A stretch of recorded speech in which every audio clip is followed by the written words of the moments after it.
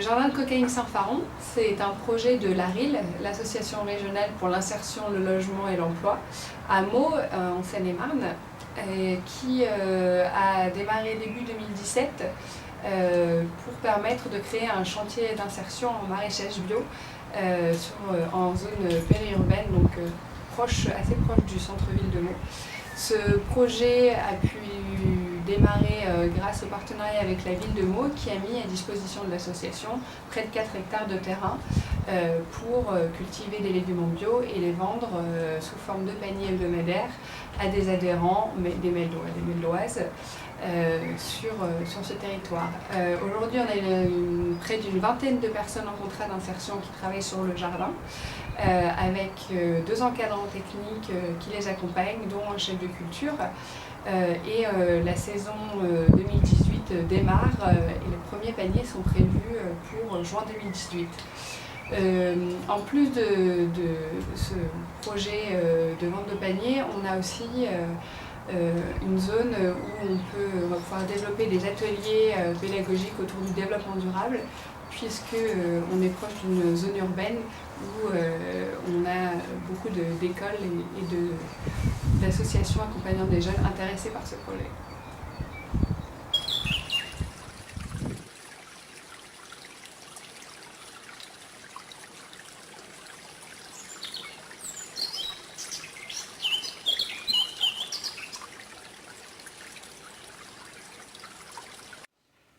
Bonjour Nathalie, je vais te laisser te présenter et peut-être nous expliquer quel est ton rôle sur le jardin. D'accord, bonjour Pauline.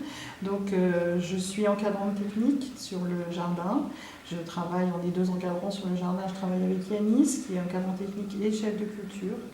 Et donc, mon rôle, c'est d'encadrer les salariés sur le jardin et de leur apprendre les techniques du maraîchage.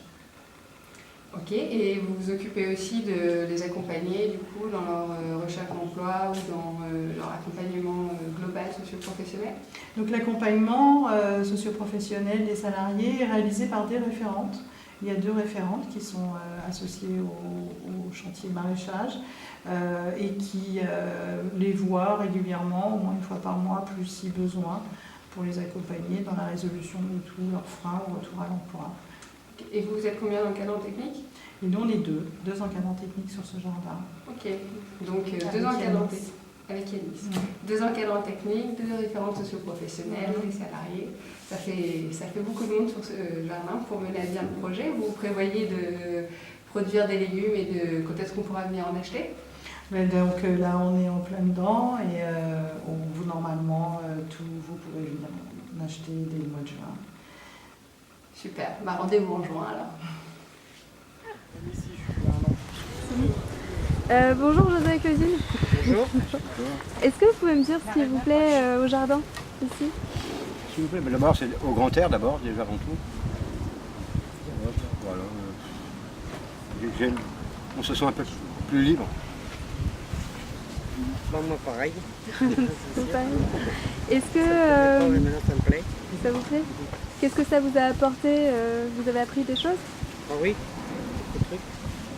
Moi, ouais, j'ai appris à manipuler la tronçonneuse. J'avais déjà fait, mais il y a très longtemps. D'accord. Et est-ce que ça vous a donné envie de continuer dans le maraîchage ou de créer votre propre jardin? Créer mon propre jardin, je peux pas. Non, créer, non. Non, mais continuer, oui. D'accord. Merci, merci. Super, merci beaucoup. De rien. Au revoir.